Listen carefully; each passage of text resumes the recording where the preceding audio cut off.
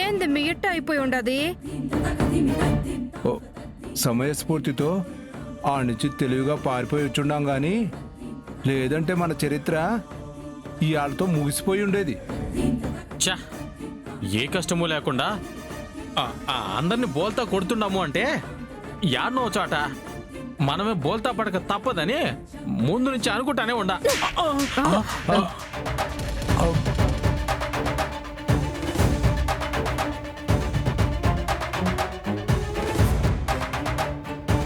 ఎదవా, బోల్తా కొట్టింది నీ మూలంగా కదరా. ఏం చెక్క ప్లాన్ అంతా వర్కౌట్ అయింది అనుకున్నాను.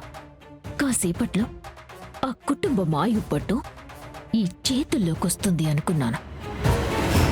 అంతా సర్వనాశనం చేశాం. అమ్మి, ఆ కుటుంబాన్ని ఆనంద భైరవిని మనం ఇంకేం చేయలేమని అర్థమైపోయి ఉండదమ్మీ. ఆ ఇంట్లోకి పోయే ప్రాప్తము ఇంకా నీకు లేదని ఇప్పటికైనా తెలుసుకోమ్మి. మనమే యాడికొకాడికి పోయి తల దాచుకుని ఎట్టగొట్ట బతుకుదాము. ఈ బతుకు మాత్రం మనకొద్దమ్మి. అవునన్నయ్య, ఇక నీ వల్ల ఏంటి కాదని నాకు అర్థమైపోయింది. నీతో ఉంటే చివరికి నేను మీలాగే రోడ్ల పాలై అడుక్కు తినాల్సి వస్తుంది. ఏదోలాగా నా ప్రయత్నాలేవో నేను చేసుకుంటాను. దర్శన్ని మెల్లమెల్లగా అయినా నా వైపు తిప్పుకునే ప్రయత్నం చేస్తాను.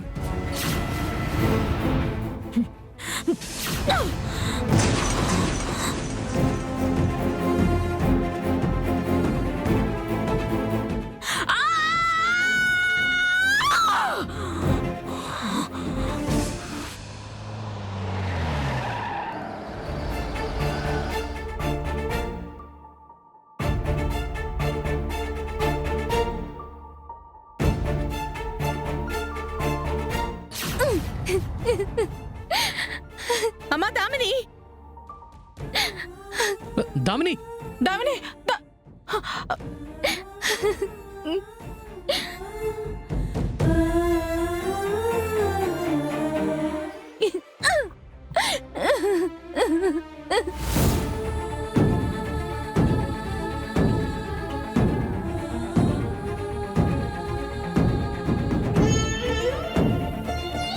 అత్తయ్య, మేము వెళ్ళి చూస్తాము.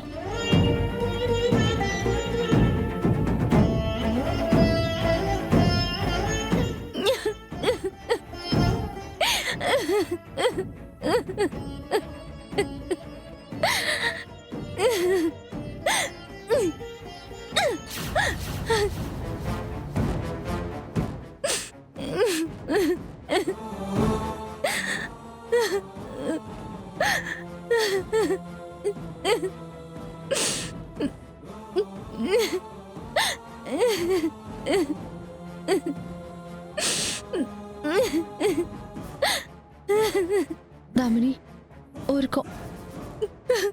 వదినా, నా జాతకమే బాగోలేదు. పుట్టినప్పటి నుంచి నేనింతే వదినా. అప్పుడు గండంతో పుట్టి కన్న వాళ్ళకి కుటుంబానికి దూరం అయ్యాను. ఇప్పుడు మనస్ఫూర్తిగా ఇష్టపడ్డ మనిషి ఒక మోసగాడై నా జీవితాన్ని నాశనం చెయ్యాలని చూశాడు. నేను కోరుకున్న జీవితం నాకెప్పుడు దక్కలేదు వదినా. ఇదంతా నేను ఏ జన్మలో చేసిన పాపమో నా జీవితాన్ని ఇలా ప్రశ్నార్థకం చేసేసింది. దామిని, అలా ఎందుకు అనుకుంటున్నావు చెప్పు. నువ్వు ఏ జన్మలో చేసిన పుణ్యమో ఇవాళ నిన్ను నీ జీవితం పాడవకుండా కాపాడింది అనుకోవచ్చు కదా. అవును దామిని, జరిగింది చెడు అనుకోకు. ఏది జరిగినా అది మన మంచికే అనుకో.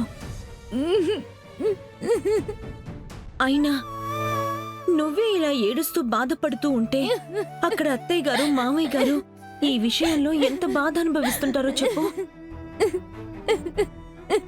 దామిని, ఇటువంటి సమయంలోనేనమ్మా ఆడపిల్లలు ధైర్యంగా ఉండాలి.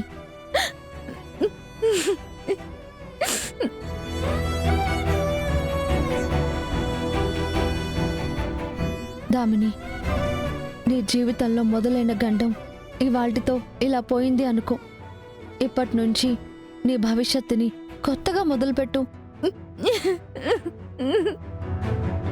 నీకు అన్ని విధాలా తగిన అబ్బాయిని ఈ కుటుంబ గౌరవానికి ఏ మాత్రం తీసిపోని ఇంటి నుంచి తీసుకొచ్చి నీకు పెళ్లి చేస్తాము.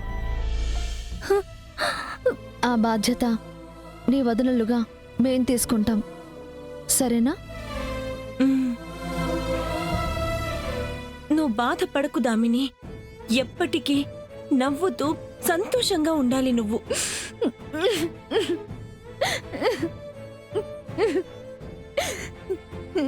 వదినా,